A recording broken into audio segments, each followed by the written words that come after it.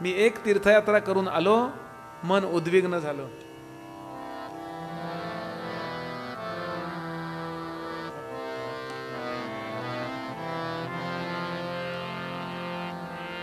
बर,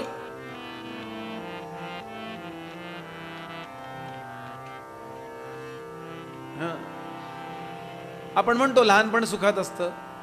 आपण केव्हा तरी 3ऱ्या दशकातला पहिले 5 समास वाचून बघा. हे सगळं योग वासिष्ठ आहे दासबोधातलं. लहानपणीच्या दुःखाचं वर्णन केलंय. अरे आई आंबट तिखट खारट खाते, त्रास कोणाला होतो? बरं, काही बोलता येत नाही. जन्मताना केवढे कष्ट, जन्माला आले, जन्मल्यानंतर सुद्धा केवढे कष्ट. आपण त्याचे लाड करतो. गुरुचरित्रात पण ही कथा येते. योग वासिष्ठच आहे ते. अगदी असं असं असं करून पाळण्याला झोका देतात. अहो, खालनं काहीतरी प्राणी चावत असतो, बोलता येत नाही. आईला वाटतं भूक लागली वाटतं, म्हणून ती भरपूर भरपूर दूध पाजते. ते ओकतंय, मागणं चावते, सांगणार कोण? आणि थापटून थापटून थापटून थापटून झोपवलं. थोडंफार कळायला लागलं, खेळायला गेला, दातच पडला. अमरावतीला एक वकील आहेत, दादा का ही वगैरे वगैरे. ते म्हणाले इकडे या, बसा. तुम्हाला काही कानावर आहे का? ते म्हणले काय? अरे मुलं इतकी मोठी झाली, त्यांचं लग्न बिग्न करावं वाटतं की नाही? कारण कुणाचा वीक पॉइंट काय माहिती आहे त्यांना. काही म्हणाले हो हो, माझ्या रामाचं लग्न तर आधी झालं पाहिजे. काही कायम म्हणत असे, राम माझा बर का, कौशल्य भरत तुझा. असं किती वेळा येतं वाल्मिकी रामायणात, राम माझा.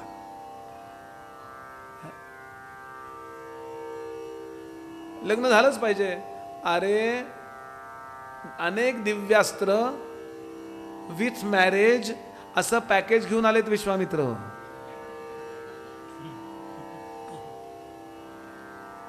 आत्ताच्या भाषेत बोलूया जरा. मग काही म्हणले कोण नको म्हणतोय? तुमचे हेच हेच. मी त्यांना सांगते उद्याच्या उद्या रामाना पाठवा. कोण म्हणतो नाही? वसिष्ठांजवळ ही युक्ती आहे की कुठल्या, असं आहे की संज्ञा बदलल्याना की संवेदना बदलतात. आणि अशा पद्धतीने रामराय निघाले. रामरायांचं जाणं निश्चित झालं.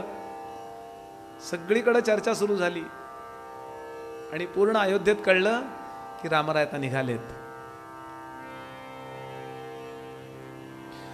आता रामरायाच्या अंतःपुरामध्ये जे काम करणारे नोकर चाकर आहेत ना, त्यांनाही कळलं की असं असं आहे.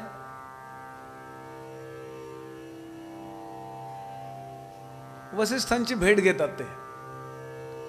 आता विश्वामित्रांचा मुक्काम आहे. आता उठले आणि चालले असं नाही. आपल्याला सुद्धा इकडे यायचं म्हटल्यानंतर किती बॅगा भरा, अमकं करा. 4 दिवस आधी चालली होती, कटकटे कपडे धुवा, अमकं करा. तिकडे वाळतात की नाही कपडे कोणास ठाऊक. काय 1-1.5 बॅग आणायची तरी सुद्धा आपण प्लॅनिंग 2 दिवस 3 दिवस करतो आधी. आता राम जाणार आहेत वनात म्हटल्यानंतर तयारीला 2-4 दिवस तर लागतील की नाही. एवढ्यामध्ये रामांचे म्हणून जे निकटचे सेवक आहेत ते वसिष्ठांना भेटतात आणि सांगतात तुमची चर्चा चालली आहे असं आम्ही ऐकलं. परवा आम्ही कानावरती आमच्या आलं, विश्वामित्र मागायला आलेत. पहिल्यांदा राजा नाही म्हणला, नंतर देणं ठरलंय असं वगैरे वगैरे. पण तुम्हाला रामांच्या मनस्थितीची कल्पना आहे का? रामांची एकदा चर्चा केली आहे का तुम्ही? ते म्हटलं रामांची चर्चा काय झालंय त्याला? गेले अनेक दिवस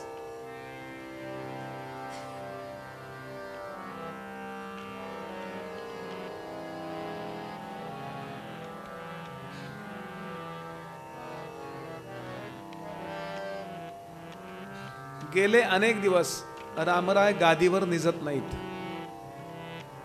झोप आलीच तर एक दर्भासन टाकतात आणि आडवे होतात. उशी सुद्धा घेत नाहीत, हाताची उशी करतात. इतके रत्नजडित दागिने तिथे आहेत, पण एकही दागिना ते घालत नाहीत. गळ्यात रुद्राक्षाची माळ घालतात. आपल्याला राजेसाहेबांना नमस्कार करण्यापुरते ते येतात आणि लगेच आपल्या दालनामध्ये जाऊन बसतात. पक्वान्न खात नाहीत. खूपच भूक लागली 2-3 दिवसांनी तर घासभर भात वरण एवढं एवढं खाऊन घेतात. लक्ष्मण, भरत, शत्रुघ्न आम्ही सगळे विचारतो काय झालं, फक्त एक स्माइल देतात, काही नाही, आणि सतत शून्यात नजर लावून आहेत. काहीतरी त्यांना होतंय आतून. पाठशाळेचा अभ्यासक्रम पूर्ण झाल्यानंतर जी तीर्थयात्रा करायची असते, रथामधून बसून तीर्थयात्रा करून आल्यानंतर रामराय एकदम अंतर्मुख झाले, थोडेसे उदास झाले. त्यांची मनस्थिती ठीक नाही आहे आणि ती फारच ठीक नाही आहे असं आम्हाला वाटतंय. काय सेवक मंडळी प्रेम करणारे असतील बघा, नाही तर माणसाला कामाचे काम असतं. सेवक सुद्धा कसे असावेत, अवतीभोवतीचे लोक कसे असावेत, किती प्रेम. तुमच्या समस्या त्यांना त्यांच्या समस्या वाटल्या पाहिजेत आणि त्यांच्या समस्या तुम्हाला तुमच्या समस्या वाटल्या पाहिजेत. रामराय तसे वागणारे होते आणि परिणाम रामरायांची ती मनस्थिती बघून सगळे रामांकडे बघत बसायचे. राम जेवले नाहीत म्हणून लक्ष्मण जेवायचा नाही. हो, अरे जेवला नाहीस तू, चल बसूया, थोडं वरण भात, दादा पक्वान्न वाढू नको, तू घे, चांगलं झालंय ना, घे. एखाद दुसरं वाक्य व्यवहारापुरतं बोलतात आणि अकाली अवेळी आलेली गंभीरता पाहिली. कारण ही गंभीरता केव्हा तरी पाहिजे, पण अकाली अवेळी आलेली गंभीरता पाहिली. जसा 15 वर्षाचा मुलगा नॉर्मल पाहिजे तसा नाहीये आमचा राम. काय झालंय त्याला, म्हणून दुःखी आहेत सेवक आणि वसिष्ठांच्या कानावर घालतात. आणि वसिष्ठांनी राजसभेत बोलावून घेतलं रामाला आणि यानंतर एक दिव्य संवाद सुरू होतो, ज्या संवादाचं नाव आहे योग वासिष्ठ. सामान्यतः रामकथेत किंवा एरवी पण योग वासिष्ठाचा तेवढा उद्गार होत नाही जेवढा इतर कथानकांचा होतो. त्याचं कारण पण आहे, 24,000 श्लोकांचं आहे रामायण. वाल्मिकी रामायणाचे श्लोक आहेत 24,000. 32,000 श्लोकांचा आहे योग वासिष्ठ. मी पुढे 15 दिवस मुक्काम वाढवला पाहिजे की नाही, घाबरू नका.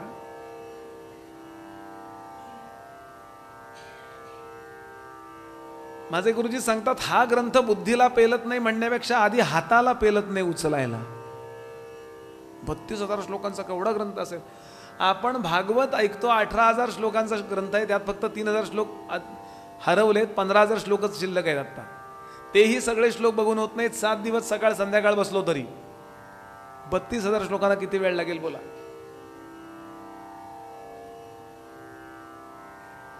पण अत्यंत महान असा ग्रंथ आहे.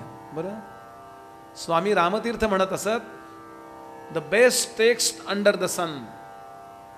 सूर्याखालचं सगळ्यात श्रेष्ठ पुस्तक जर कुठलं असेल तर योग वासिष्ठ. सूर्याच्या खालचं म्हणजे जगातलं. गोपाल कृष्णांनी अर्जुनाला श्रीमद भगवद्गीता सांगितली. हे गोपालकृष्ण पाठीमागच्या अवतारामध्ये योग वासिष्ठाचे श्रोते आहेत. गीतेचा जो उद्गाता आहे, गीतेचा जो वक्ता आहे, तो योग वासिष्ठाचा श्रोता आहे. याच्यावरून आपण योग वासिष्ठाची योग्यता ओळखा.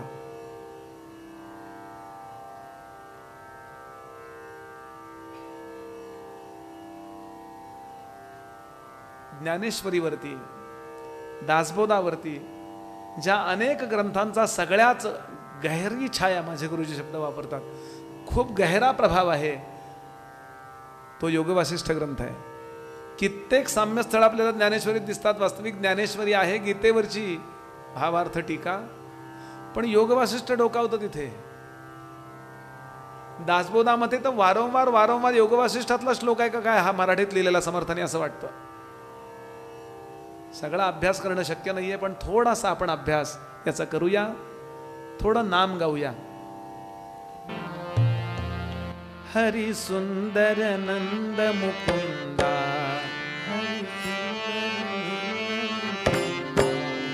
हरि सुंदर नंद मुकुंदा,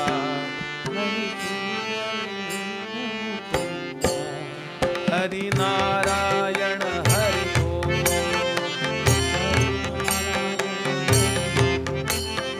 हरि नारायण हरि ओम. बोला.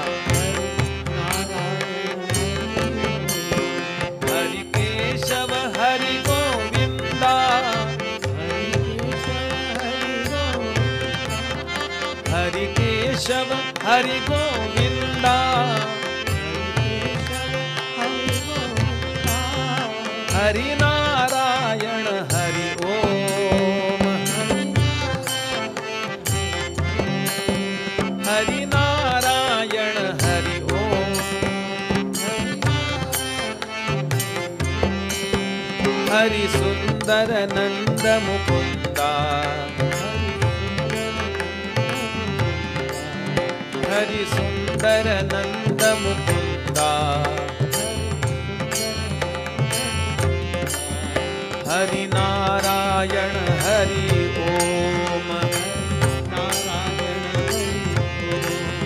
हरि नारायण हरि ओम. वनमाली मुरलीधारी, वनमाली मुरलीधारी, गोवर्धन गिरिवरधारी, गोवर्धन गिरिवरधारी,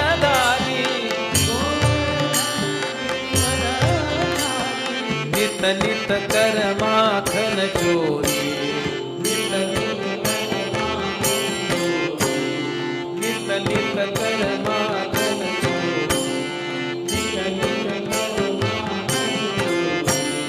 हरि नारायण हरि ओम,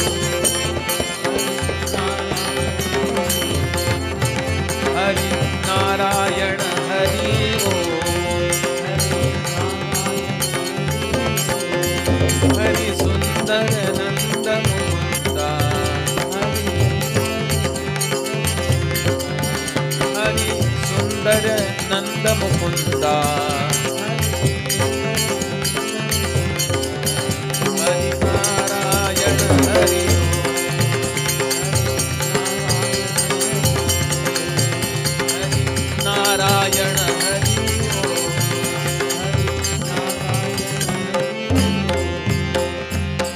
श्री राम जय राम,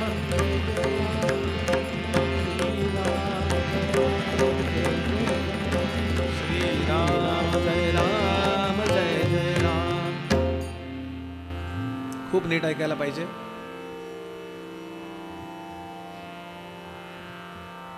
या जगामध्ये, संपूर्ण विश्वामध्ये प्रत्येक जीव सुखाकरता धडपड करतोय.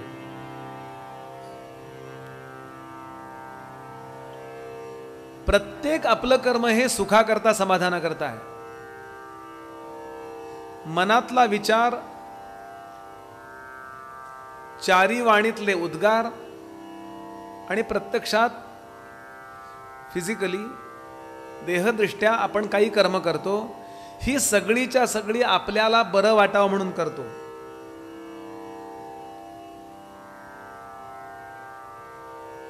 प्रेरणेनं केलेल्या कष्टाला कर्म असं म्हणतात. आणि या कर्मातून निर्माण काय होतं तर प्रारब्ध. कर्माचे प्रकार 3: संचित कर्म, प्रारब्ध कर्म आणि क्रियमाण कर्म. संचित कर्म म्हणजे साठलेलं, संचित म्हणजे साठलेलं. प्रारब्ध कर्म म्हणजे त्यातलं फलोन्मुख झालेलं जे आहे त्याला प्रारब्ध कर्म म्हणतात. प्रकर्षेण आरब्धम इति प्रारब्धम.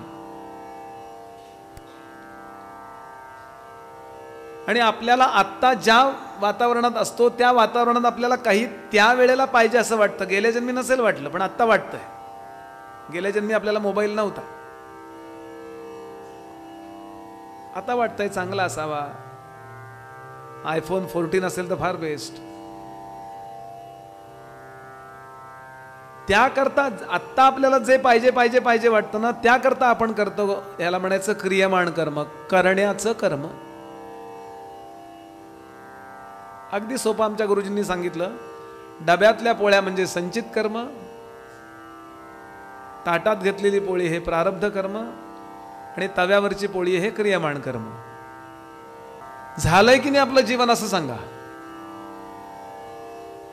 तेलकट, तिखट, आंबट, तुरट, खारट, जळलेलं, चांगलं पण त्यात एखादा घास चांगलाही लागतो, एखादी लिंबाचे बी पण लागते. आणि एकदा बरं एवढा घास बाकी चांगला असतो तेवढ्याकरता थुंकवतही नाही. संसार ही गोष्ट अशी आहे, लक्षात घ्याल की चिखलातनं चालल्यासारखी आहे. एवढ्या कंबरभर चिखलातनं चालल्यासारखी. भराभर चालून संपवता येत नाही आणि दमलं म्हणून खाली बसता येत नाही.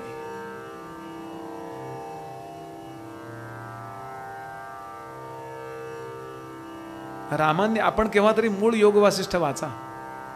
मी सगळं वाचलेलं नाहीये, पण जे काही गुरुजींकडून ऐकलं आणि जो काही थोडा अभ्यास केला, खरोखर आपण एकदम अंतर्मुख होतो. इमिजिएट इफेक्ट जर काय असेल तर आपण जे वाहवत जात असतो ना जगातल्या घटनांनी, ते वाहून थांबतं आणि आतला जिवंतपणा जिवंत होतो. परत मरगळ येते, पुन्हा ऐकायचं हेच, पुन्हा हेच वाचायचं. ही जी कर्माची कटकट आहे ना, कर्मातून प्रारब्ध निर्माण होतं, प्रारब्ध निर्माण झालं की भोग निर्माण होतात, भोग निर्माण झाले की त्यामध्ये सुख दुःख मानायची सवय लागते, आणि ते मानायची सवय लागली की नवीन प्रारब्ध निर्माण होतं. आणि हे संपतच नाही. रामांच्या मुखातले श्लोक सांगतो. श्रीराम म्हणाले, किम संपदा किम विपदा किम गेहेन किम इंगितैहि सर्वमेवा साधी इत्युक्ता तूष्णीम एको अवतिष्ठते. रामराय सांगतात, कसली संपत्ती हो, कसली आपत्ती, कुणाचं घर, वैभव कुणाचं, कशा करता पैसे मिळवायचे, हे सगळं व्यर्थ आहे. किन्नामेदम बत सुखम येयम संसार संतती जायते म्रियते लोको म्रियते जननायच. मला गुरुजी सांगा, वशिष्ठांनी प्रश्न विचारलाय, रामा तुझ्याबद्दल माझ्या कानावर बरंच काही आलंय. तुझे सेवक सांगत होते की तू अंथरुणावर पलंगावर निजत नाही, साधं फटकूर टाकून झोपतोस, छोटंसं अन्न खात नाहीयस नीट, अलंकार काय झालंय काय तुला. तो म्हणाला, माझा प्रश्न असा आहे, कशा करता कर्म करायचं. कर्मातून प्रारब्ध, प्रारब्धातून कर्म, पुन्हा हे दुष्टचक्र, बॅड सायकल तयार होते हो.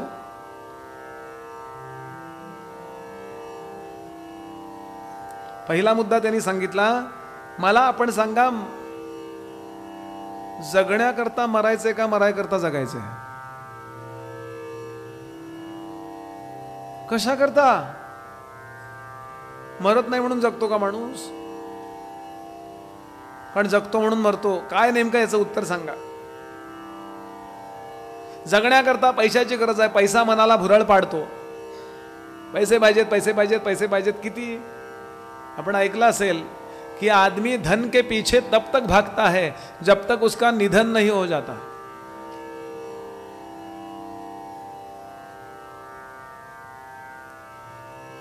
सातत्याने ही धावपळ चालू आहे, आणि या धनाच्या मागे लागल्यामुळे आपल्याजवळ जे सद्गुण आहेत ना, ते मातीमूल होतात.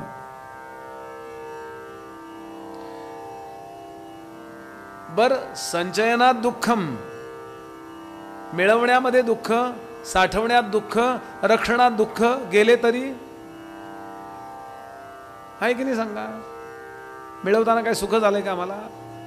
त्याने म्हणले, चाललो होतो आणि इतके छान पैसे मिळाले, काय सांगतो तुम्हाला. काही करावं लागलं, किती कष्ट करावे लागलेत पैसे मिळवायला, पण मिळवले. रक्षण करताना कसे दाखवायचे आणि कुठले नाही दाखवायचे.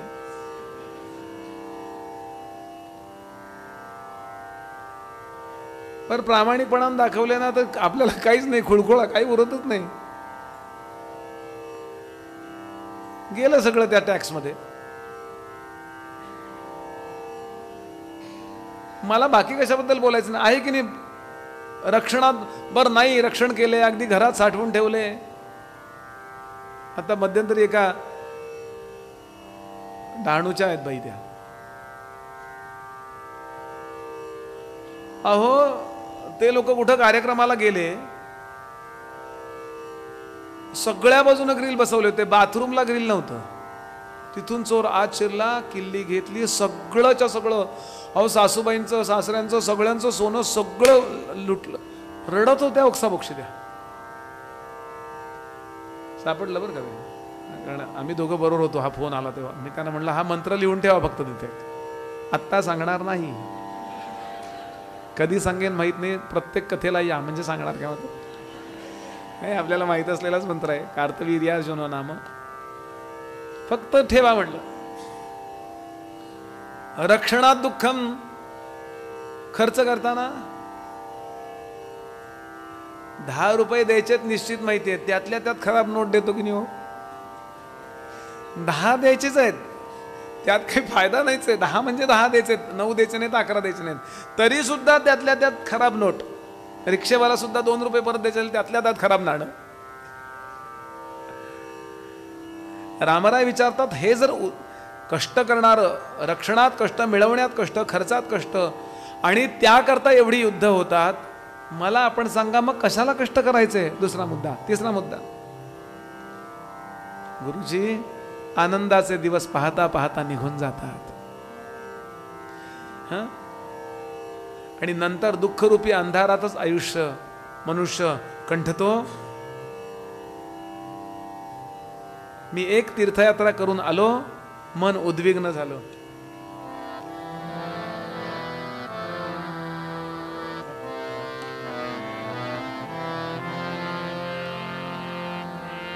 बर,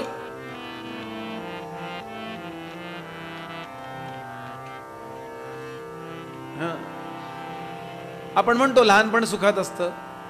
आपण केव्हा तरी 3ऱ्या दशकातला पहिले 5 समास वाचून बघा. हे सगळं योग वासिष्ठ आहे दासबोधातलं. लहानपणीच्या दुःखाचं वर्णन केलंय. अरे आई आंबट तिखट खारट खाते, त्रास कोणाला होतो, बरं काही बोलता येत नाही. जन्मताना केवढे कष्ट, जन्माला आले, जन्मल्यानंतर सुद्धा केवढे कष्ट, आपण त्याचे लाड करतो. गुरुचरित्रात पण ही कथा येते, योग वासिष्ठच आहे ते. अगदी असं असं असं करून पाळण्याला झोका देतात.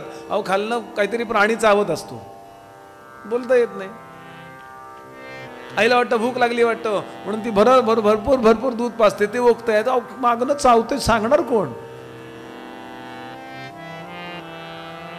आणि थापटून थापटून थापटून थापटून झोपवलं.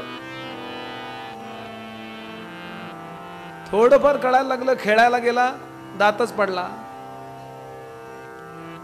आणि याचा परिणाम काय होतो, हे इतकं माझं नाही, या विचाराचा परिणाम असा होतो की आपण एक कृत्रिम सृष्टी बनवतो, आणि यानं बाहेरची सृष्टी म्हणजे ईशनिर्मित सृष्टी आणि मनातली सृष्टी अशी 2 विश्व तयार होतात. थोडं नीट ऐका.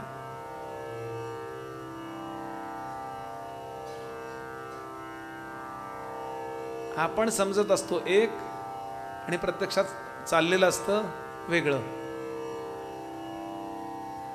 भर्तृहरीच्या नीतीशी शतकातला पहिला श्लोक आहे. भर्तृहरीचं एक बायको होती, पण तरी एका मुलीवर खूप प्रेम होतं. आता भर्तृहरीवर सुद्धा लव करणारी कोणीतरी मुलगी होती, बाई होती गावात त्या राज्यातली. तिला एक वेगळं काही म्हणजे ड्रॅगन फ्रूट म्हणा, असं वेगळं फळ मिळालं, किवी वगैरे नाही का, नॉर्मली आपण जी फळं खात नाही असं स्पेशल फळ मिळालं, स्पेशल.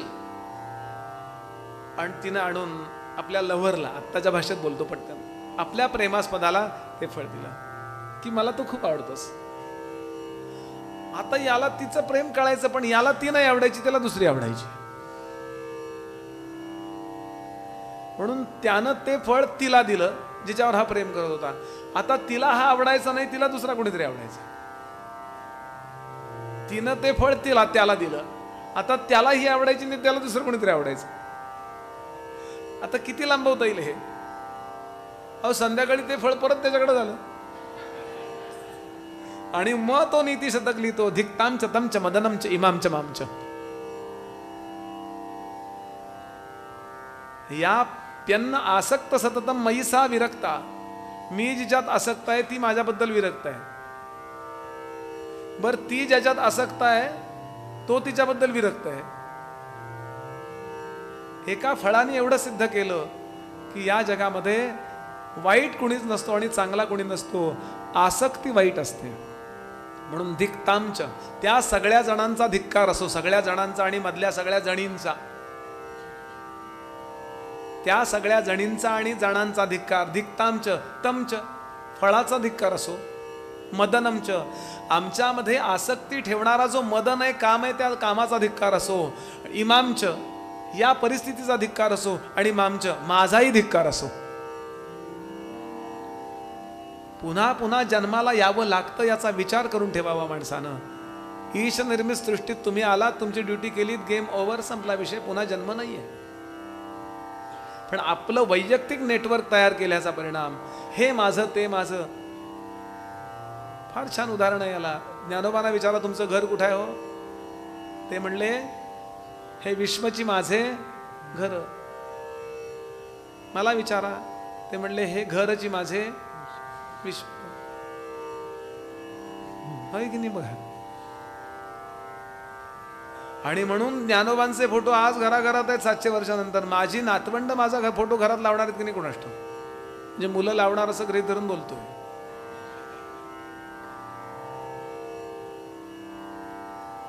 आणि याच्यावरचा उपाय जर काय असेल, ज्या आपल्या वैयक्तिक कृत्रिम वासना आपण खूप वाढवल्यात आणि त्याचा परिणाम, तुम्हाला चांगली वासना आहे का वाईट वासना आहे काही संबंध नाही, वासना आहे ना, त्यातले कुठली तरी वासना मरताना, देह टाकताना अत्यंत तीव्र होते आणि तो जन्म पुढचा होतो.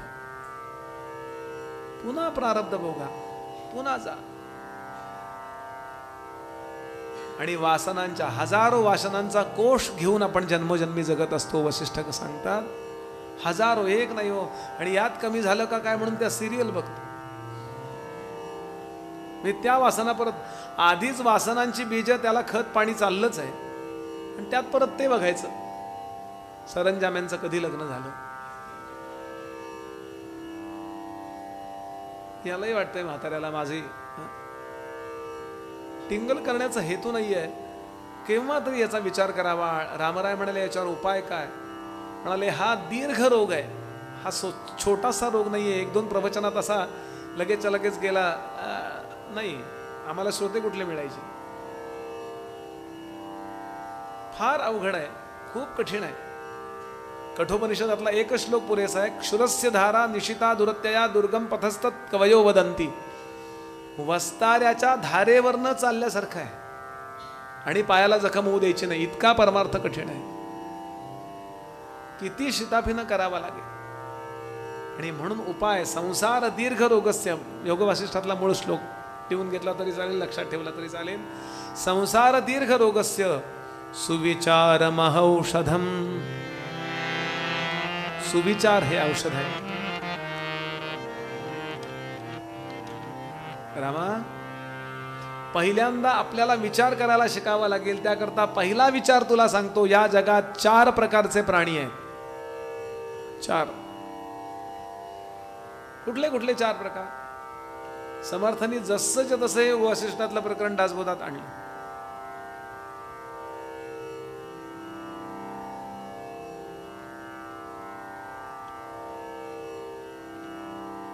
बद्ध, मुमुक्षु, साधक आणि सिद्ध.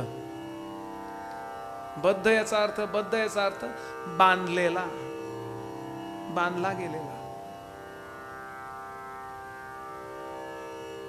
आणि बांधला गेलेला जो आहे ना, त्याला हे कळत नाही की मी बांधला गेलेला आहे. हे विशेष. जन्मोजन्मी बांधले गेलेलो होतो. नागपूरच्या सेंट्रल जेलमध्ये एक शेखदार साहेब म्हणून होते. ते माझ्या राम मंदिरात कीर्तनाला, म्हणजे राम मंदिरातल्या माझ्या कीर्तनाला यायचे. रामनगर नावाचा जो नागपूरचा भाग आहे, तिथे रामाचं खूप मोठं मंदिर आहे. रामनवमी उत्सव होता. ते मला भेटले, बुवा आमच्या जेलमध्ये प्रवचन कराल का? सेंट्रल जेलमध्ये 3-4 दिवस प्रवचन करा. गेलो प्रवचनाला. सकाळची 10:30 ते 12 प्रवचन रोज करायचं. मला पहिला प्रश्न पडला की अरे बोलायचं काय यांच्या पुढं. उत्साहानं गेलो. गुरुजींना फोन केला. ते म्हणले बद्ध या विषयावर बोल ना.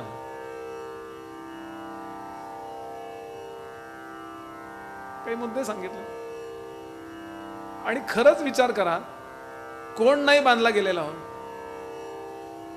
म्हणून पहिल्याच दिवशी मी गुरुजींनी सांगितलेला मुद्दा मांडला की आपण सगळेच जण कैदी आहोत. हे खाकी ड्रेस मधले कैदी आहेत, तुम्ही पांढऱ्या ड्रेस मधले कैदी आहात, मी भगव्या ड्रेस मधला कैदी आहे. कैदीच आहोत.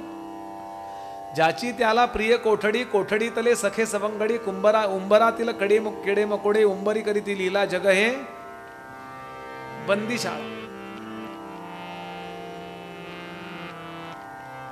घरी जायची घाई असते की नाही सगळ्यांना. काय घरी जाऊन करायचं काय, इथनं सुटायचंय.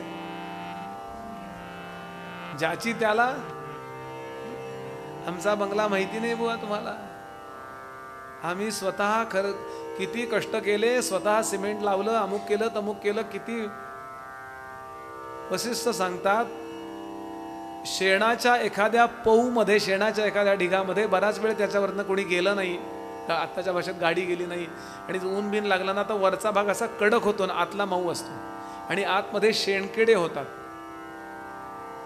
आणि ते आतल्या आत आपले मजले बांधतात. फर्स्ट फ्लोअर, सेकंड फ्लोअर, किंवा तरी टेरेसवर येतात. आमच्या इथनं सगळं पुढं दिसतं. त्या किड्यांना पण वाटतं हाऊ नाईस आवर बंगलो.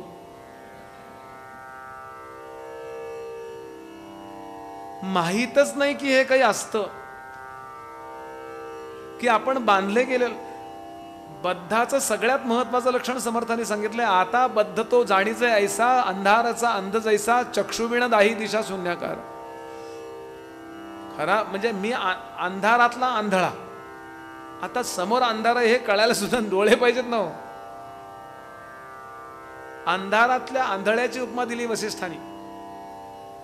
म्हणजे माझं काही चुकतंय, मी कशात रमलोय, यात माझं कल्याण नाहीये, हेच जन्मोजन्मी कळत नाही. पुन्हा पुन्हा तेच तेच करायचं. जन्माला यायचं, शिकायचं, लग्न करायचं, बाल बच्चे पैदा करना, मर जाना, फिर वही वापिस आके वही करना. तेच तेच तेच तेच तेच तेच तेच तेच तेच तेच किती हजारो जन्म. आणि याचं काही वाटतही नाही. याला म्हणायचं बद्ध. क्वचित प्रसंगी कुठेतरी काही निरूपण कानावर येतं किंवा दुःखाचा परिणाम म्हणून असं वाटतं नाही, यातनं सुटायची निदान व्यवस्था तरी करूया. हो, काही तर मोकळं होण्याची इच्छा करणारा, त्याला म्हणायचं मोक्षेच्छा असणाराला म्हणायचं मुमुक्षू. निदान इच्छा तर झाली, मोक्षाची इच्छा करणारा. स्वार्थ सांडून प्रपंचाचा, हव्यास धरिला परमार्थाचा, अंकित होईन सज्जनांचा म्हणे तो मुमुक्षू. वाटतं पण तात्पुरतं वाटतं. म्हणून मोक्षावस्थेतून साधकावस्थेत जाताना फार मोठी एक परीक्षा आहे की ते खरं वाटायला पाहिजे, प्रामाणिकपणानं वाटायला पाहिजे. तात्पुरतं फार होतो. तुकाराम महाराजांचा अभंग आहे की श्रवणी बैसता ब्रह्मनिष्ठ, उठोनी जाता भ्रमिष्ठ. आपण समर्थांच्या करुणाष्टकातला तो भाग ऐकला असेल. निरूपणी हे सद्वृत्ती होते आणि स्थळ त्याग होता सवेची जाते. काय करू रे क्रिया घडेना तुझ वीण रामा. तात्पुरतं क्षणभर सुनबाई असं बोलली, नंतर आपलीच आहे. हो, वैराग्य टिकवण्या, तिच्यावर राग धरण्याला काही अक्कल लागत नाही. हो, दुसऱ्यावर राग धरायला काय अक्कल लागते. त्याचा मला भांडवल म्हणून उपयोग करून घेता आला पाहिजे. म्हणून रामा, तुला जे वाटतंय ते चांगलंच वाटतंय, पण ते पूर्ण नाही आहे. वशिष्ठ सांगतात, या वैराग्याचा सदुपयोग ज्याला करून घेता आला त्याचं काम झालं. आणि सुखदुःखांच्या भावनांमधून बाहेर कसं पडावं हे ज्याला कळलं तो सिद्ध आहे. आणि याकरता थोडं नाम गाऊया. याकरता एक प्रधान साधन आपल्याला सांगणार आहेत वशिष्ठ महामुनी. त्याचा विचार आपण करू. नाम माझ्याबरोबर आपण घ्या. जय जय रामा श्री रघुराम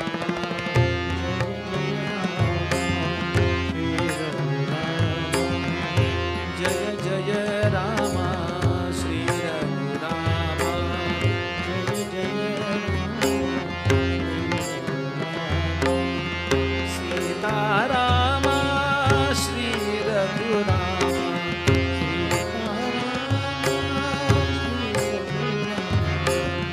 सीताराम श्री रघुराम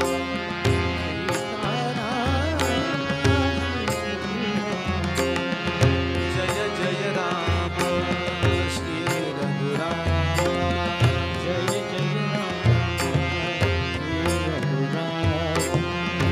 जय जय जय जय राम श्री रघुराम जय जय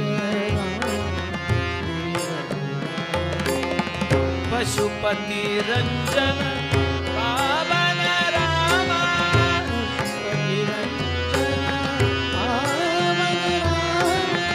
पशुपति रंजन पावन राम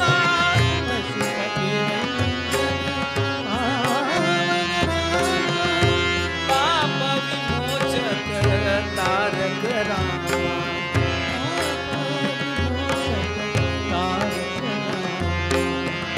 पाप विमोचन तारक राम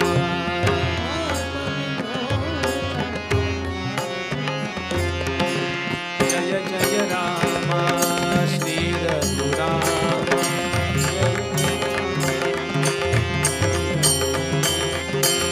जय जय राम श्री रघुराम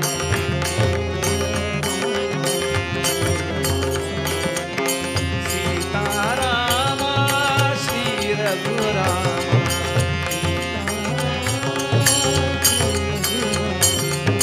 सीताराम श्री रघुराम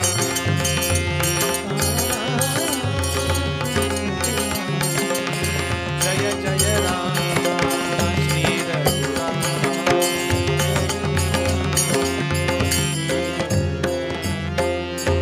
श्री राम जय राम श्री राम जय राम जय राम ईश निर्मित सृष्टीमध्ये आपण आलोय. आपली ड्युटी हे आपलं कर्तव्य आहे. म्हणून आपल्याला भगवंतांनी जन्माला घातलंय. आपलं कर्म करीत असताना सुखालाही स्वीकारायचं नाही आणि दुःखालाही स्वीकारायचं नाही. ही गोष्ट बोलण्या इतकी जरी बोलणं फार सोपं असलं तरी प्रत्यक्षात वर्तनामध्ये येणं अवघड आहे. याकरता साधन सांगतात. एका क्षणात या नेटवर्कला आपल्याला कट करता येणार नाहीये. या आपल्या कोशाला, आपण जो आपल्या विचारांचा कोश बनवलाय, एका क्षणात नाहीसा करता येणार नाहीये. याकरता मुख्य साधन काय आहे? संसार दीर्घ रोगस्य सुविचार महौषधम. योग्य तो विचार करण्याची बुद्धीला सवय लावावी. माणसाला काय वाटतं? परमार्थ परमार्थ म्हणजे काहीतरी माळ घ्यावी, कुठलं तरी नाम पुटपुटावं, कुठेतरी पूजा करावी, कुठेतरी दगडावर पाणी घ्यावं, कुठेतरी देवाला गडगड गडगड गडगड गडगड प्रदक्षिणा घालाव्या, उलटं व्हा सुलटं व्हा, पंचाग्नी साधन करा, हे करा ते करा. या कोणत्याही साधनाने, नीट ऐका, आपण संसार सागरातून बाहेर पडू शकत नाही. यांनी परत गुरफटतच राहतो. याने आपल्याला पुण्याई मिळेल, पुण्याईनी सुख मिळेल, सुखाचा परिणाम पुन्हा देह आणि गेह खरं वाटेल, सृष्टी खरी वाटेल, पुन्हा दुःख प्राप्त होईल, पुन्हा दुःखातनं बाहेर पडण्याकरता अनुष्ठानं कराल, पुन्हा काही सकाम अनुष्ठानं करून पुन्हा त्या सकाम अनुष्ठानानं पुन्हा सुख प्राप्त होईल, दुःख नाश होईल, पुन्हा त्यात अडकाल. म्हणून त्यांनी सांगितलं दीर्घरूपी रोग. फार सुंदर आचार्यांचा श्लोक आहे. को दीर्घ रोगो, दीर्घ असणारा, खूप जन्म झालेला, एक देहाचा नाही हा रोग, खूप जन्म झालेला आमचा रोग कुठला असेल? को म्हणजे कोणता? को दीर्घ रोगो. आचार्य म्हणाले भव एव साधो. भव नावाचा रोग आहे. किम औषधम तत्र. औषध कुठलं? विचारमेव. सुविचार हे औषध आहे. विचार करा बसून. आणि माणसाला तेवढं सोडून बाकी सगळं चालतं. अनेक घरामध्ये ते यंत्र लावलेले असतात ना, श्रीराम जय राम जय जय राम श्रीराम. प्रश्न हे टीव्ही बघत असतात. प्रश्न त्या कोणाला, दुकानदाराला, ते ज्यांनी विकलं त्याला मोक्ष आहे?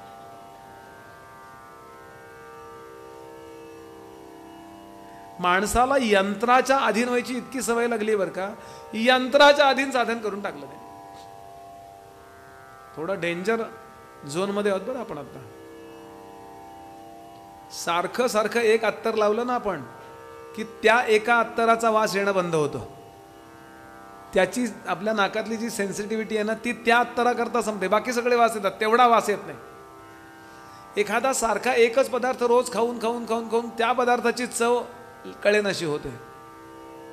त्याप्रमाणे सारखं एखादं नाम असं कानावर पडायला लागलं ना की अतिपरिचय अवज्ञा, तेवढं सोडून बाकी सगळं ऐकू येतं. न ऐकायला येणाऱ्या माणसाला सुद्धा नाणं खाली पडलं, पैसे पडले वाटतं, 5चं नाणं दिसतंय, दिसत नाही, ऐकू येत नाही, पण 5चं नाणं खण्ण का आवाज आला ना की बरोबर त्याला कळतंय. कशा करता मी बोलतोय? जर मी एखादं इंजेक्शन काढलं ना, योग वासिष्ठ इंजेक्शन, भागवत इंजेक्शन, इतकी गर्दी होईल माझ्या हॉस्पिटलमध्ये. माणसाला असं साधनांच्या, इन्स्ट्रुमेंटच्या अधीन राहायची सवय लागली आहे. यातनं आपल्याला बाहेर यावं लागलं. एक साधा मुद्दा आहे, गेल्या जन्मीच्या चुकीच्या विचाराचा परिणाम म्हणून आपला हा जन्म आहे की नाही. विचारांची जी चूक झाली, असा नवरा पाहिजे, अशी बायको पाहिजे, असं घर पाहिजे, आता नाही असं नको, आता असं पाहिजे. आता काय बदलणार? बायको बदलून मिळेल का सांगा बरं. आता परवा एकाने छान सांगितलं, ते आकाशातनं एखादा तारा खाली पडला ना, उल्कापात होतो ना, तेव्हा आपल्या इच्छा व्यक्त कराव्यात म्हणे, नाही लगेच पूर्ण होतं. एकाने असे तारा पडताना पाहिलं बरं का, डोंगरावर कुठं गेला होता, माझ्या बायकोच्या स्वभावात बदल करायची युक्ती मला द्या. तो तारा परत गेला आणि तिथं होता, तिथं बसला म्हणे. नवऱ्याच्या घ्या, काय कुठलंही घ्या, ते काय म्हणजे तो विनोद आहे की नाही. आपली आपल्या स्वतःच्या बद्दल काहीतरी तक्रार आहे की नाही? बोला जरा. अगदी देहाबद्दल जरा उंच पाहिजे होता, अजून जरा गोरा पाहिजे होता, जरा जाडा पाहिजे होता, जरा बारीक पाहिजे होता, आहे की नाही तक्रार? विचार हा करावा की गेल्या जन्मीच्या चुकीच्या विचाराचा परिणाम आत्ता आपल्याला दुःख आहे. यातनं बाहेर आपण बाकी कुठल्याही गोष्टीचं पडणार नाही. याला उपाय एकच आहे, तो म्हणजे योग्य विचार. चुकीच्या विचाराच्या निराकरणाकरता योग्य विचार हाच एक उपाय आहे. अंधाराच्या नाशाकरता काही खणून अंधार जाईल का? काही आपटून अंधार जाईल का? उड्या मारून अंधार जाईल का? अंधार नाहीच्या करायचा एकच उपाय, प्रकाश. Opposite thinking. जे आपण थिंकिंग केलंय गेल्या जन्मी, त्याच्या अपोजिट आपल्याला थिंक करावं लागेल. अहो किती संतांनी सांगितलंय, काहीही करू नका, फक्त तुम्ही विचार करा. माणसाला तेवढंच, कारण विचार केला की जबाबदारी येते, त्याकरता बसावं लागतं. आमचं साधन कधी सूक्ष्मात जातच नाही. त्या माळा आणि ते दर्शन आणि ते अभिषेकन, पाणी आणि पिंडी, याच्यातच सगळं जीवन जातंय. हो, या सगळ्या साधनांनी आपल्याला विचारांची तयारी व्हावी, याकरता ती पूर्वपीठिक आहे. कुकर घासणे, रिंग स्वच्छ करणे, त्यात चिता अडकली तर साफ करणे, शिट्टी स्वच्छ करणे, बर्शन ते जोडणे, याने आपण जेवणार आहोत का? पोट भरण्याचा उपाय हे सगळे पूरक उपाय आहेत, त्याच्याशिवाय होणार नाही, हे बरोबर आहे. पण नाही म्हणले, इतका छान कुकर लावला, व्यवस्थित सगळं वरण बाहेर काढलं, नंतर ते असं हे केलं, आमटी केली, सगळं केलं, मग तरी पण म्हणले भूक नाही भागली माझी. हो कुठं आहे ते? काय सगळं मांडले म्हणले. मग ते जेवणार कधी? नाही जेवणार नाही. आमच्या गुरुजींनी सांगितलं नेहमी स्वयंपाक करत जा, जेवू नका. असं चाललंय आमचं. सगळे दानधर्म, तीर्थयात्रा, गुरु, अनुष्ठान, पाकिट, हे सगळं आम्ही करतो, पण प्रत्यक्षात जेवायचंय म्हणजे विचार करायचंय ते आम्ही करत नाही. 2-4 ओव्या ठेवतो म्हणजे आपल्याला पटेल ही गोष्ट. समर्थ म्हणाले, काही सांडावे लागत नाही, काही मांडावे लागत नाही, एक विचार करून पाही म्हणजे कळे.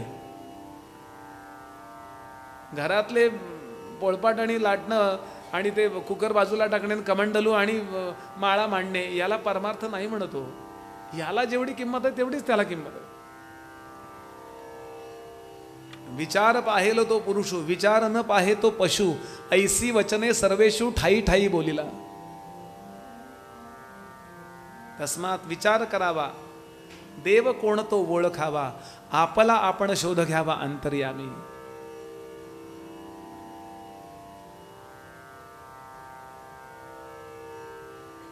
ऐसी ही विचाराची कामे, उगेच भ्रमो नये भ्रमे, जगदीश्वरे अनुक्रमे सकळ केले. या ओवीनी दासबोध समाप्त होतो. शेवटची ओवी दासबोधातली. शांत बसून विचार करा. म्हणजे काय विचार करायचा? 5चे 50 कसे करायचे, नेमकं आत्ता कशात गुंतवले तर ते वाढतील.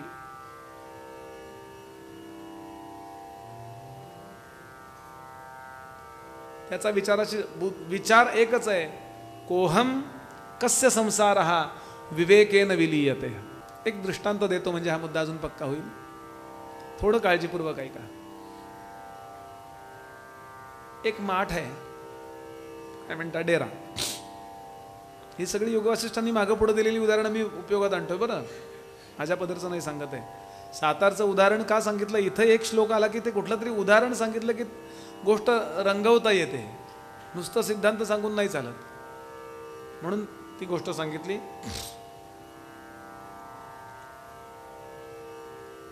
एक माठ आहे आणि एक माठ नव्हे, असे त्या कुंभारानं बरेच माठ तयार केले. असे करून तयार केले, वाळवले, सावलीत भाजले आणि गळत नाहीत ना हे बघायला 5, 50, 100 माठ असे पाण्यानं भरून ठेवले. बरोबर आहे, एवढं कळलं. आता आकाशामध्ये सूर्य उगवलाय आणि तो वरती आला, 12 वाजले दुपारचे, तेव्हा त्या सूर्याची प्रतिबिंब प्रत्येक माठात पडली आहेत. किती प्रतिबिंब पडली आहेत? जेवढे माठ होते तेवढे, ज्यात पाणी होतं तेवढे. बरोबर आहे. आता त्यातला एक माठ आहे ना, जाता जाता कोणातरी धक्का लागला त्याला आणि माठ असा असा असा झाला, हो या पक्षात जाऊ का, या पक्षात जाऊ का, या पक्षात जाऊ. त्याच्याकडे काही बेस नव्हता, नुसतं ठेवले ते भराभरा. घाई असते या लोकांना. आमच्या घरी आपण ते तिवई बिवई कारण एकच मांडायचं आपल्याला. ज्यांना ते काम करायचे, आपण पाव बिव करतात ते बघा, ते पावावरनं चालत जातात. बघितलं असेल आपण, का चव लागते इतकी चांगली. आपल्याकरता तू एकच पाव असतो असो. आता त्या माठाला धक्का लागल्यावर तो बराच वेळ हेंकळतोय. बाकीची प्रतिबिंब कशी आहेत? स्थिर आहेत, आणि हे मात्र अस्थिर झालं. आता मुद्दा असा आहे, प्रतिबिंब हलतंय का पाणी हलतंय? हो,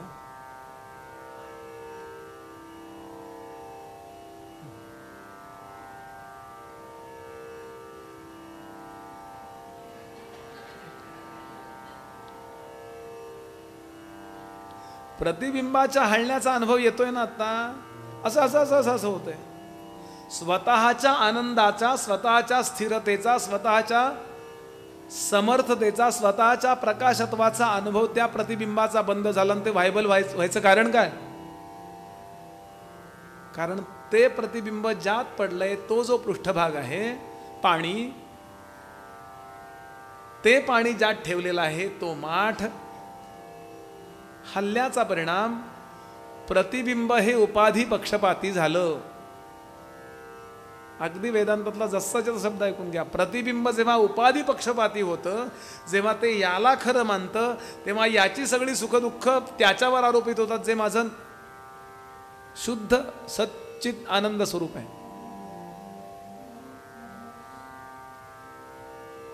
आणि हे कितीही तुम्ही गप्पा मारा, जोपर्यंत प्रतिबिंबाला स्थिर तुम्ही करत नाही ना, तोपर्यंत काय ऍक्च्युअल आहे हे कळत नाही. हे सगळं आजूबाजूची प्रवचन आहेत.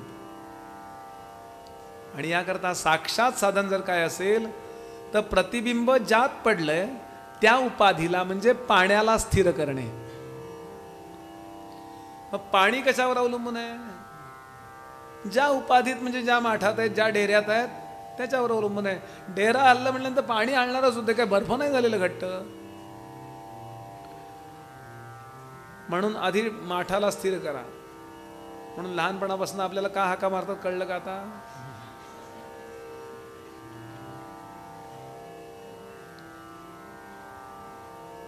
माठ्या. आणि यासाठी साधन सांगितलं, पहिल्यांदा देहाला स्थिर करा, शांत बसण्याचा अभ्यास. म्हणले काय करू? काही नाही करायचं, हेच थोडा वेळ करून बघा. सगळ्यात अवघड ते आहे. 2-5 मिनिटं मिळाली की माणूस लगेच 5-10 मिनिटं मिळतात खोलीत गेल्या गेल्या. कुणाचा आला होता का? एकाने त्याला उपमा दिली खेडेगावातल्या माणसाने. म्हणले ते कोंबड्या ज्यांच्याकडे असतात ना, ते कोंबडी उचलून बघायला लागतं. म्हणले अंडा आहे का, अंडा आहे का, अंडा आहे का. खरंच ज्याला साधन, आपल्याला हे वापरू नका असं नाही बरं का चाललंय, सांगणं चाललेलं. ज्याला आता मला आपल्याला बघावं लागणार आहे कोणाचा फोन आला आहे का, काही महत्त्वाचा निरोप आहे का. कारण जसं आपला कार्यक्रम आहे तसा पुढचाही कार्यक्रम आहे, त्यांचा फोन आलेला असू शकतो. व्यवहार सोडून वागा हे सांगणं चाललं नाही आहे. माणसाला एक 5-10 मिनिटं स्थिर बसायला नको आहे बघा. नुसतं शांत बसा, काय करा, नाहीतर माळच घेईल तो, नाहीतर काही जप करेल, नाहीतर एखादा दासबोधाचं. आत्ता काहीच करू नका, एक थोडं स्थिर व्हा. आणि याकरता त्याने सांगितलं की विचारापर्यंत आपल्याला जायचं आहे. आणि या विचारांच्या करता आपली बुद्धी आपल्याला स्थिर करावी लागेल. बुद्धी स्थिर करण्याकरता गीतेचा श्लोक वापरतो, बुद्ध्या विशुद्धया युक्तो धृत्यात्मानं नियम्यच. स्थिर करायची आहे. हे उदाहरण अगदी लक्षात कायम ठेवावं. माठाला स्थिर करावं, पाणी आपोआप स्थिर होत नाही, आधी माठाला स्थिर करावं लागतं. तरी सुद्धा त्या पाण्याला मगाशी जी गती दिली आहे ना, त्यानंतर तो माठ बराच वेळ असा असा हालत राहतो बघा. तुम्ही बघा त्या कळशीवर ज्या भरणारे लोक आहेत पाणी, किंवा माठ ठेवलात ना तरी तो थोडा वेळ तो आतनं त्याला हलवत राहतो. आपण आपल्या पाण्याला म्हणजे मनाला, तिथे पाणी इथे मन, आपल्या मनाला आपण अनेक जन्माची अशा हलण्याची सवय ठेवली, स्थिरतेची सवय ठेवली नाही आहे. म्हणून आपल्याला आधी या आपल्या अंतःकरणाला स्थिर करावं लागेल. त्यातले रागद्वेष काढून टाकायला लागतील. म्हणून काय त्यातली नेमकी प्रोसेस आहे माहिती का? चित्त शुद्ध, चित्त शांत. यानंतर अजून 2 प्रक्रिया, त्याचा विचार नंतर करू. आपण म्हणाल बा आमचं काय चित्त अशुद्ध आहे का, म्हणून आम्ही कथेला आलो का? तुम्ही कथा करताय, तुमचं चित्त काय अशुद्ध आहे का? अशुद्ध याचा अर्थ आपण पापी नाही आहोत, निश्चित पुण्यवान आहोत. आपल्याला नाम घ्यावं असं वाटतं, चांगल्या ठिकाणी जावं असं वाटतं, देवीचं दर्शन घ्यावं वाटतं, अभिषेक करावा वाटतो. आपण निर्व्यसनी आहोत, खूप खूप चांगले आहोत. पण तरी आपल्याला प्रत्येक गोष्टीबद्दल अनुकूल प्रतिकूल भाव आहे का? रागद्वेष म्हणतात कशाला? आसक्ती आणि द्वेष. म्हणजे एखादी चूक एखाद्यानं केली तर मी त्याला ओरडेन. उदाहरणार्थ ती चूक माझ्या मुलानं केली तर मी ओरडेन का? म्हणजे जी चूक केल्यानंतर ती चूक नकोच आहे. अचूकता पाहिजेच आहे. आपल्या नकळत आपण आपलं जे नेटवर्क, हा माझा आणि हा माझा नाही, अशा अर्थानं आपण सगळं जग आपलं बनवलं ना, यामुळे आपला व्यवहार असा चुकत जातो. याकरता विनोबाने एक छान उदाहरण दिलंय. गीतेतल्या पहिल्या अध्यायावर बोलत होते विनोबा. 1632 साल जेलमध्ये प्रवचनं चालली होती त्यांची. ते म्हणाले अर्जुनाची अवस्था कशी झाली माहिती का? एक न्यायाधीश होता, एकदम कर्म कठोर म्हणून तो प्रसिद्ध होता. जीवनात कधीही त्यानं कुणा एक पैसा खाल्ला नाही लाचेचा, काय व्यवहाराने असेल तेवढे ते घ्यायचा. आणि कधी पैसे खाल्ले ना तो प्रसिद्ध होता. प्रत्येकाला तो न्याय द्यायचा. अनेकांना त्यांनी फाशी दिलं. अहो ते म्हणले तुम्हाला कोटी रुपये देतो. नाही, तुम्ही अमुक अमुक केलंय, तुम्हाला फाशी दिलंच पाहिजे. आणि खरंच फाशी अनेकांचा तो त्यामुळं वैरी झाला, म्हणजे त्याला वैरी मानायला लागले. एक दिवस त्याचाच मुलगा त्या आरोपीच्या पिंजऱ्यातून उभा राहिला. त्यानं खून केला होता म्हणे कोणाचा तरी, दृष्टांत म्हणून आहे. आणि आता नियमाप्रमाणे याला फाशी दिली पाहिजे असा निर्णय आला. आता याला तत्वज्ञान सुचायला लागलं. त्यानं भावनेच्या भरात कोणाचा खून केला म्हणून आपण त्याला फाशी देणं योग्य आहे का? याला फाशी दिल्यानंतर तो जिवंत होणार आहे का, ज्याला जो मेलाय तो? हे तत्वज्ञान त्याला कशानं सुचायला लागलं? पुत्रमोहानं. म्हणून काय म्हणलंय ज्ञानोबानी? पुत्रमोहे स्नेही, पुत्रस्नेहे मोहितू. पुत्राच्या प्रेमानं मोहित झाला आणि त्याचा परिणाम आपले निर्णय चुकतात जीवनामध्ये. निर्णय चुकायचं कारण मोह आहेच आहे. आणि याच्याकरता मला शांतपणे बसून विचार करावा लागेल, अत्यंत शांतपणे, की where is me, who am I and where is me. मी ॲक्च्युअल कोण आहे आणि या शरीरात माझं ठिकाण कुठलं, मी कुठं बसलोय. काय होतं, हा विचार मनुष्य आयुष्यात करत नाही. त्याला वाटतं देहाची ओळख हीच आपली ओळख. सोमाजी गोमाजी कापसे, राहणार मापसे. आणि बोलायच्या बाबतीत तो आम्ही इतके पक्के असतो बरं का. कुणालाही विचारा, एखाद्या म्हाताऱ्या आजीला विचारा, कुठे आहे परमात्मा? अहो सगळ्यांच्या मध्ये आहे हो. काय म्हणले ज्ञानोबा, काय म्हणले तुकोबा, विष्णुमय जग, सगळ्यांच्यात विष्णू आहे. बुवामध्ये आहे, तबलजीमध्ये आहे, पेटीवाल्यात आहे, संहिता वाचकात आहे, पेंगणाऱ्या श्रोत्यांच्यात आहे, जागे असणाऱ्या श्रोत्यांच्यात आहे, व्हिडिओ शूटिंग करणाऱ्यांच्यात आहे, हे बसले आहेत ते सगळ्या, माझी सून सोडून सगळ्यांच्यात देव आहे.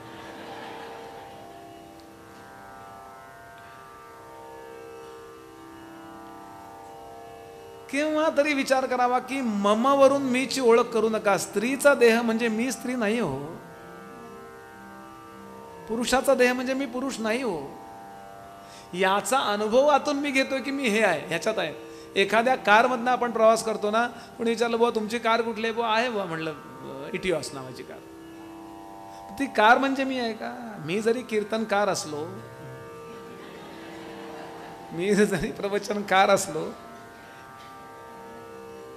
त्या कारमध्ये जसा मनुष्य बसतो आणि त्या कारला माझी माझी माझी समजतो, तसं या कारमध्ये बसल्यानंतर आपण याला इतकं मी समजतो आणि मग सगळ्याच्या सगळ्या इच्छा, सगळ्याच्या सगळ्या संकल्पना आणि सगळ्याची सगळं नियोजन त्या कार करता. किती जागा पाहिजे, ही कार बसली पाहिजे. माझ्या पदरचा एक कठोपनिषदातला मंत्र आहे, आत्मानं रथिनं विद्धी शरीरम रथमेवच बुद्धिं तु सारथी विद्धी मनः प्रग्रहमेवच.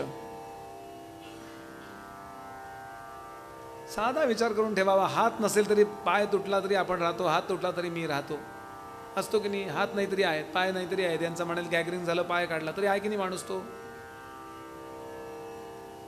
हृदयाचं जेव्हा ऑपरेशन करतात ना, त्यावेळेला ते व्हेंटिलेटरवर टाकतात, वेगळी सिस्टीम चालू करतात थोड्या वेळापुरती. मी तर असं ऐकलं, मेंदू नसलेले सुद्धा खूप लोक असतात आणि त्यांना काही करून निवडून यायचं असतं.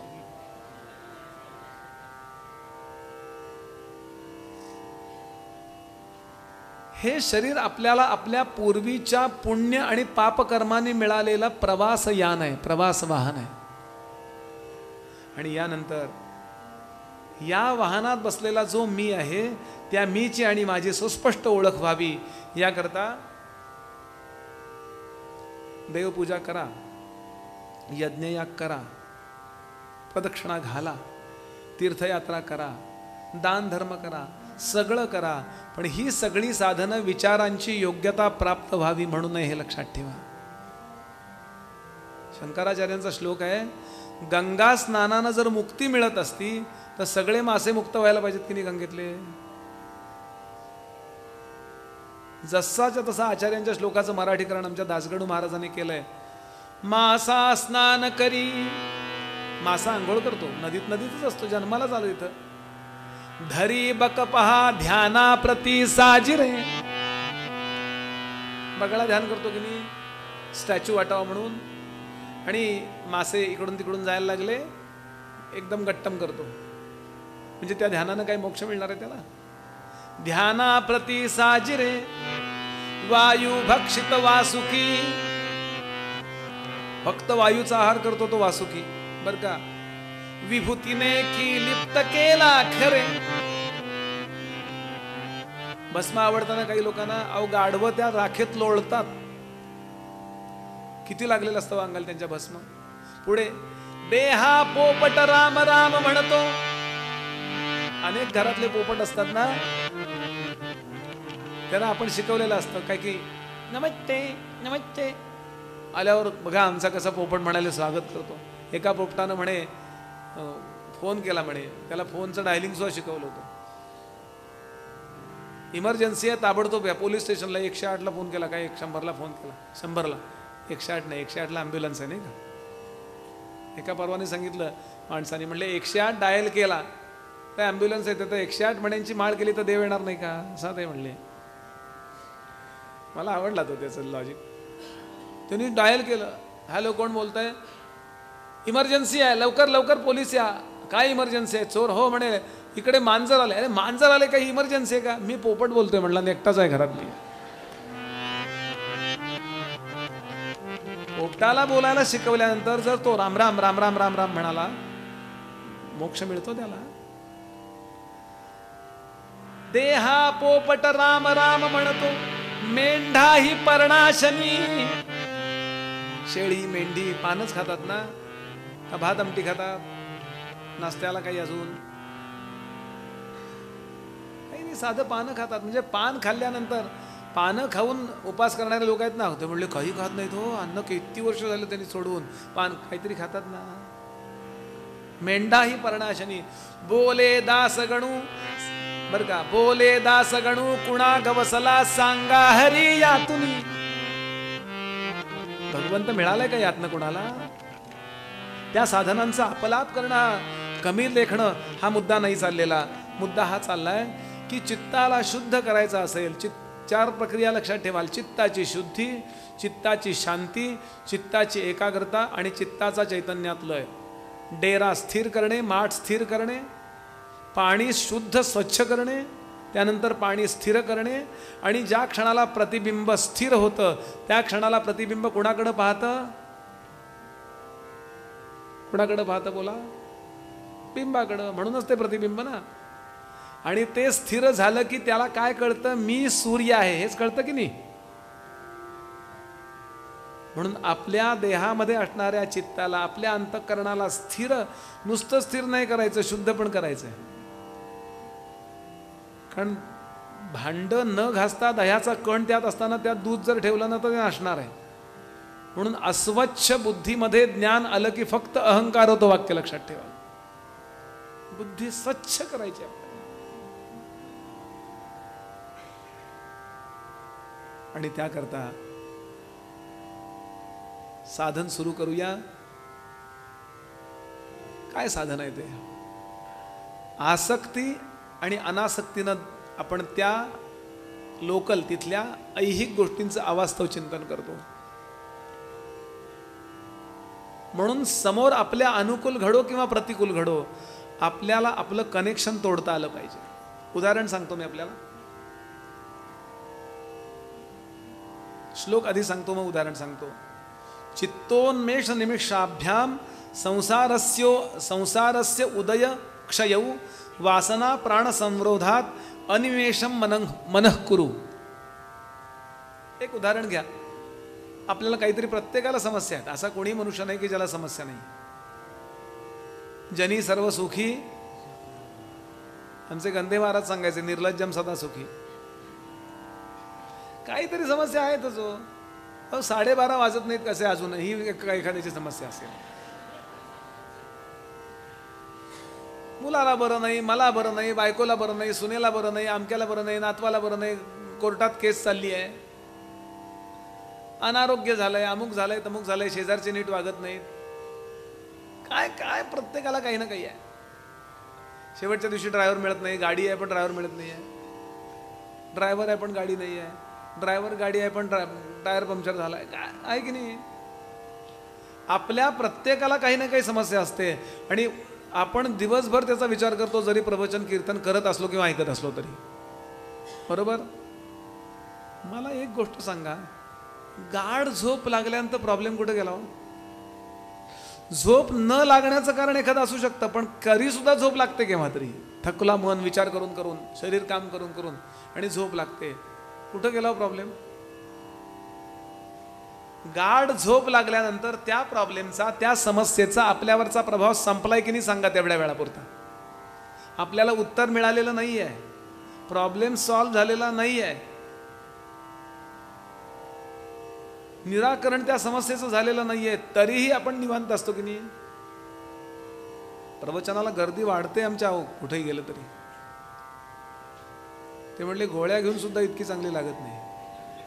मला मुंबईच्या घडलेली घटना आहे. एका मुंबईच्या माणसानं सांगितलं, बुवा तुम्ही ते पेनड्राईव्ह काढलात ना कीर्तनाचा, ते इतकं बरं झालं म्हणाले. अगदी किती गोळ्या घेतल्या तरी झोप लागायची नाही. माझ्या बेडरूम मध्ये म्हणले मी लावूनच ठेवलं, गेल्याबरोबर ऑन करतो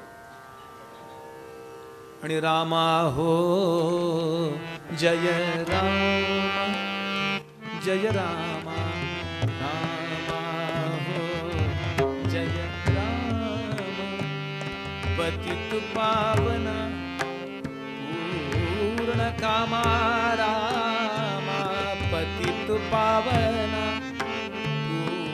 पूर्ण कामा रामा रामा हो रामा हो जय हो बंधु हो दीन बंधु बंधु हो दीन बंधु रामदास म्हणे कृपा. काय गोड गाणं, कधी झोप लागली कळत नाही. बराच वेळात काही विनोद झाला नव्हता म्हणून जरा एक लोणच्याची फूड खाल्ली की पुढे जेवायला मजा येते म्हणून मला सांगायचंय काय, समस्या त्याच असतात, तरीही गाढ झोप लागल्यानंतर त्या समस्या कुठे गेल्या हो, गेल्या कुठे, ते आपल्याला जागेपणी करता येणार नाही का हो. जे गाढ झोपेत होतं किती सुखी असतो आपण. जाग आल्यानंतर म्हणतो काय मस्त झोप झाली हो, खूप दिवसात अशी झोप लागली नव्हती. होतं की नाही असं. आणि रिफ्रेश असतो आपण, इतके फ्रेश असतो. त्या गाढ झोपेच्या परिणामाने आपलं अंतःकरण एकदम असं वजन रहित, एकदम हलकं, एकदम रिलॅक्स होतं. समर्थांना भेटायला छत्रपती शिवाजी महाराज एकदा गडावर आले. घडलेली घटना. समर्थांच्या सान्निध्यात जी मंडळी होती त्यात बीडचे मठपती होते, त्यांचं नाव गिरीधर स्वामी. गिरीधर स्वामींनी समर्थांचं एक चरित्र लिहिले, त्याचं नाव आहे समर्थ प्रताप. समर्थ संप्रदायामध्ये त्याला फार महत्व आहे, कारण समर्थांचा 7-8 वर्ष त्यांना सहवास मिळाला आहे. सहवासात राहिलेल्यांनी चरित्र लिहिलं आणि नंतरच्यांनी चरित्र लिहिणं. काश्मीरला जो जाऊन आलाय त्यानं काश्मीरवर पुस्तक लिहिणं, नुसती काश्मीरची गुगलवर डॉक्युमेंटरी बघून पुस्तक लिहिणं, कुणात फरक पडणार आहे. त्यामुळे समर्थ प्रताप ग्रंथाला विशेष महात्म्य आहे आमच्या संप्रदायाला. तर त्याने एक प्रसंग लिहिलाय. राज्याभिषेकानंतर राजे गडावर आलेत एकदा, सज्जनगडावर. काही महत्वाचं काम होतं, बरोबर सरदार मंडळी आहेत. गिरीधर तेव्हा 8-10 वर्षाचे असतील. काय सुंदर वर्णन आहे. जेव्हा ते यायला लागले, काय राजा दिसत होता म्हणाले, भगवान रामचंद्र येत आहेत असे दिसत होते म्हणाले. इतका सुंदर दिसत होता आमचा राजा. असं वाटलं की एका तामणामध्ये 33 कोटी देव घ्यावेत आणि ते राजावरून ओवाळावेत असा राजा दिसत होता. मी धावत धावत गेलो, अजून राजे लांबच आहेत. धावत धावत गेलो. समर्थ एकांतात असताना लंगोटीवर राहत असत. मी त्यांना म्हणालो, राजे येत्या ती श्रींनी उंची वस्त्रे ल्यावीत. महाराज येत आहेत, चांगली कफनी, चांगले, म्हणजे त्यांना सामोरं जायचं. समर्थांनी खूण केली. समर्थ झोपले होते. त्यांचा आज जो गडावर सज्जन गडावरती जे शेजघर आहे तिथला प्रसंग आहे.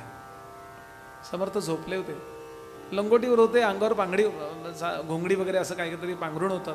ताप होता समर्थांना. समर्थ म्हणाले दे. त्याने कफनी दिली, भरजरी, अशी भरजरी कफनी घालून झोपलं ती तशी टोचते. पेक्षा मऊ असं पांघरुण घेऊन झोपूया असं. ते बाजूला काढलं, घोंगडी अशी बाजूला ठेवली, आतलं जे मऊ वस्त्र होतं ते बाजूला ठेवून दिलं आणि कफनी घालून बसले. राजे आले, नमस्कार चमत्कार काय जे बोलायचं ते झाले, चर्चा झाली आणि राजे निघाले. निघताना गोल वळले तर त्यांनी पाहिलं एवढी घोंगडी ती अशी अशी अशी अशी हालत होती हो, घोंगडी उडत होती अशी. त्यांना वाटलं काय मांजर उंदीर काय आहे का काय त्यात. म्हणून राजांनी प्रश्न विचारला, स्वामी हे काय. समर्थ म्हणाले आमचं प्रारब्ध आहे. म्हणजे ताप होता म्हणाले या शरीराला, तुमच्याशी राजकारणाबद्दल महाराष्ट्राबद्दल बोलणं फार महत्वाचं आहे म्हणून थोडा लांब ठेवलाय. तुम्ही गेलात की परत येणार म्हणले मी. अहो आत्ता आत्ता होऊन गेलेले गोळवलकर गुरुजी राष्ट्रीय स्वयंसेवक संघाचे दुसरे प्रमुख, आदरणीय बाबा बेलसरेंच्या प्रवचनात ही गोष्ट ऐकली मी. ते म्हणाले काही महत्त्वाच्या कामाला डोंबिवलीला आले होते गोळवलकर गुरुजी, आणि मला बोलावून घेतलं, बाबांना बोलावून घेतलं, काही महत्त्वाचं काम होतं. आणि त्यांच्या पाठीला एक गळू झालं होतं असं मोठं, पाठीला बरोबर मागे असं. तर डोंबिवलीचे कोणी डॉक्टर होते, ते आले, ते म्हणाले गुरुजी हे कापलंच पाहिजे, काही नुसत्या औषधांनी आत ते मुरणार नाही, छोटा फोड असेल तर गरम पाण्याने वगैरे तो असा मुरतो, किंवा शेक वगैरे देऊन त्याला मुरवता येतो, हे कापावंच लागेल. म्हणाले मग घेऊन या हे. म्हटले त्याकरता तुम्हाला ॲडमिट व्हायला लागेल. काही गरज नाही म्हणाले, तुम्ही घेऊन या, साहित्य घेऊन या. आता गोळवलकर गुरुजींचा शब्द म्हणून ते डॉक्टर सगळं घेऊन आले, आणि ते चाकू त्यावेळेला उकळावं लागायचं, ते आता ते नवीनच मिळतं आता ते. आणि ते घेतलं आणि ते म्हणाले थांबा जरा, हां आता सुरू करा म्हणाले. ॲनेस्थेशिया, तेव्हा कंप्लीट संपूर्ण ॲनेस्थेशिया द्यायला लागत. ॲनेस्थेशिया नका देऊ म्हणे, कापा. बाबा बेलसरीने सांगितलं, आमच्याशी ते गप्पा मारत होते, गप्पा मारता मारता 10 मिनिटामध्ये त्यांनी ते ऑपरेशन केलं, त्याला बँडेज केलं. डॉक्टर म्हणले झालं का म्हणले. मग बाबा म्हणाले, मी त्यांना प्रश्न विचारला की कसं काय तुम्ही केलं. काही नाही म्हणाले, माझी तिथली वेदना मी काढून घेतली होती, तिथली संवेदना मी काढून घेतली होती, आता कापा. का सांगतो मी आपल्या समोर, हे आपल्याला शक्य नाही असं नाही आहे, आपण याचा विचार करत नाही, हा मुद्दा आहे. आणि याकरता लगेच अभ्यास सुरू करावा. बऱ्याचदा आपल्याला ब्लड द्यावं लागतं बघा, आणि सगळं असं करतात ब्लड काढताना, मुद्दाम त्याला म्हणायचं काढ ब्लड, आणि तिकडे बघायचं आणि अभ्यास करायचा की मला माझ्या या शरीरातून ते ब्लड काढत असताना मला माझ्या संवेदना बाजूला काढता येत आहेत का. सहन करणं भाग वेगळा बरं का, मला कळताच कामा नाहीये. काहीतरी काय बोलताय बाबा, पॉसिबल आहे का हे. उदाहरण घ्या, बऱ्याचदा आपल्याला आपल्या घरामध्ये कापतं, गडबड असते. समजा उदाहरण घ्या, मुलाची मुंज, हे उदाहरण मी नेहमी देतो. मुलाची मुंज आहे, नातवाची मुंज आहे, काहीतरी घरामध्ये पाहुणे उतरलेत, आपण तिकडे घेतलाय हॉलवरती बरेचसे पाहुणे गेलेत, पण काही पाहुणे असे असतात ना, खनपट्टीला बसून अगदी आपल्या घरीच उतरतात, आणि ते असं समजतात की आपल्या फार जवळचे आहे. तर आपल्याला काही महत्त्वाचा कार्यक्रम असतो, काही बोलता येत नाही. काही जण असतात बोलणारे, बायको बराच वेळ गप्पा मारती, पाहुण्यांशी बघितल्यानंतर नवरा म्हणला, अगं तास 1.5 तास झाला नुसतीच तू गप्पा मारतीस, त्यांना निदान पाण्याबद्दल तरी विचार. हो म्हणाले, विसरलेच. अहो तुमच्याकडे पाणी सकाळी येतं का दुपारी येतं.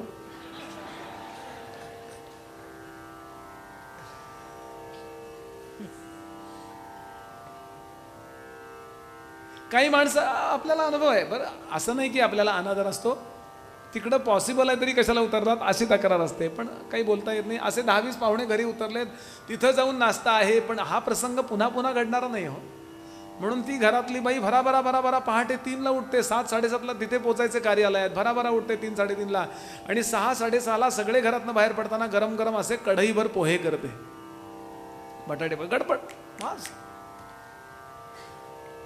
आणि पोहे सगळ्यांना देते, चहा देते, सगळेजण पोहे खातात, वहिनी खूप छान झाले बरं वगैरे वगैरे स्तुती करतात, आणि जायला निघतात. तितक्यात पाहुणा म्हणतो, तुमच्या साडीला लाल लाल काय लागलंय हो, लाल लाल काय लागलंय. मग ती बघते, काय लागलंय बाई, असे बोटं उठलीत लाल लाल कुंकवासारखी, आणि बघितलं तर सकाळी बटाटे चिरताना विळी कापली होती, विळीला कापलं होतं आणि रक्त आलं होतं. आता याला तासभर होऊन गेला, ते रक्त वाळलेलं पण आहे, पण तेव्हा जे काय भराभरा आवरताना इकडे इकडे बोटं लागली, आता ती जखम बाते, मग ती जखम दुखायला लागते. मी बरोबर बोलतोय ना, ती काय साक्षात्कारी आहे का, गोळवलकर गुरुजींसारखी आहे का ती. दुसऱ्या गोष्टीत आपल्याला मन रमवलं ना, की एखाद्या गोष्टीत ना नकळत मन निघालेलं असतं, म्हणून मनाची व्याख्या इथे आली. व्हॉट इज माइंड, सॉक्रेटिस म्हणायचा, बंडल ऑफ द हॅबिट्स. मन मन मन मन मन म्हणजे काय आहे, काय हो मन म्हणजे, मन म्हणजे आहे काय, ज्या मनाच्या आपण इतके अधीन होतो. माझ्या मनाला बरं वाटलं तर मी प्रवचन ऐकीन, माझ्या मनाला बरं वाटलं तोपर्यंत बसेन, माझ्या मनाला हे नाही पटत आहे, माझ्या मनाला हे फारच पटलं, हे जे मन मन म्हणतो, व्हॉट इज अवर माइंड. तुम्ही मनाचा एक विचार बाजूला काढा, त्यात दुसरा विचार आहे, दुसरा विचार बाजूला काढा, त्यात तिसरा विचार आहे. आमच्या गुरुजीने याला कोबीचं उदाहरण दिलं. कोबी,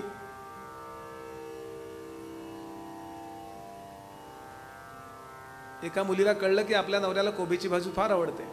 दोघे IT इंजिनियर होते, 2-2 लाख रुपये दोघांना पगार. पहाटे सकाळी 7ला 8ला जातात आणि संध्याकाळी एकदम 7लाच येतात. बाहेरूनच जेवून येतात. घरी फक्त लॉजिंग, बोर्डिंग नाहीच, नुसतं लॉजिंग.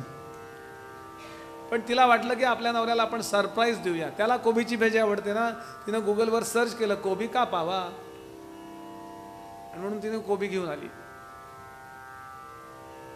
आणि मग काढायला लागली. असं एक काढलं, परत दुसरं काढलं. ते कोबीची सालं असतात ना, काय पानं, पान काढलं तर परत त्याच आहे, परत शेवटी सगळं कचऱ्यात टाकून दिलं. परत दोघं जण बाहेरच जेवायला गेले रविवारी. चेहरा पडलेला. काय म्हणे, माणसं एकदम फसवाफसवी फार वाढली आहे. तर म्हणलं काय ग, मी कोबी मागितला, कोबी दिलाच नाही, नुसती पानं दिली. दृष्टांत संपला. दृष्टांत म्हणून आहे. मन म्हणजे आहे काय, काहीच नाही आहे. आपले विचार म्हणजे मन आहेत. बरं, आपणच विचार केले की नाही, काय याचा विचार कंपल्सरी कर, कोणाला बंधन केलंय तुम्हाला? बरं, ज्याचा काही उपयोग नाही असेच विचार फार असतात. आपण वजन आणतो ना, ते कोबी बिबी, ते बाकीचंच पानं, ते सगळं गड्डा जास्त, त्याचंच वजन खूप असतं बघा. प्रत्यक्षात कोबी कमीच निघतंय तो. आणि याकरता आम्हाला एक गोष्ट करता आली तर काय म्हणाले, अन्मेषम मनः कुरु. थोडा वेळ आपल्याला आपली मेमरी स्टॉप करता येईल का बघा. विचार थांबवावेत. आत्मसंस्थम मनः कृत्वा न किंचिदपि चिंतयेत. विचार थांबवावेत. आणि विचार थांबल्याबरोबर आपल्याला झोप लागण्याची आपण सवय लावून घेतली आहे. विचार थांबून आपण जर जागे राहिलो तर त्याला समाधी असं म्हणतात. म्हणून वेदांताने या शब्द वापरलाय समाधीला, जागृत सुषुप्ती, जाग असतानाची झोप. आणि ही कला आहे. त्या कलेचा विचार दुपारी 4:30ला करूया, नाही तर लगेच कला प्राप्त होईल आपल्याला. ती गंमत सोडून देऊ. बोलण्याचा भाव असा, अतिशय गंभीर असा हा सगळा संवाद आहे. हा 1 दिवसाचा तासाभराचा संवाद नाही आहे.